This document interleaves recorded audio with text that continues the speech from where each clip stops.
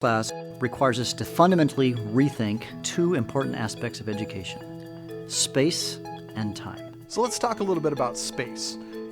If you think about the way classrooms have been set up traditionally, they had a chalkboard in the front of the classroom. Then those chalkboards became whiteboards, and then those whiteboards became overhead projectors, which then turned into LCD projectors that we hung on the ceiling. But really the classroom in all of those situations is a presentation station. It's not a center of learning. When we rethink the space of the classroom, we're reorienting how the classroom is used, where the front of the classroom is or where the front of the classroom isn't.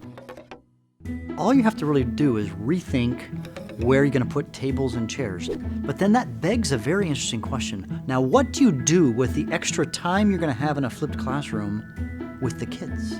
The short answer is we don't know what the best use of your face-to-face class time is, but what we want to encourage you to do is to think about ways you can get your students engaged in some of the higher order thinking, the higher tiers of Bloom's taxonomy, the analysis and application and evaluation and creation components, all within the context of the content that they've already learned before they come to class in better ways with an expert in the room, a content area expert and a learning expert, and that expert is you. This probably sounds familiar.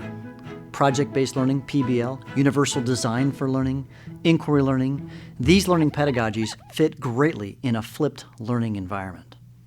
In short, a flipped classroom is a way for teachers to transition into the role of facilitator, becoming that guide on the side. We really see the flipped classroom as a transitional tool for educators to move away from being the center of attention in the classroom and move that attention onto students and onto the learning that's happening in those classrooms.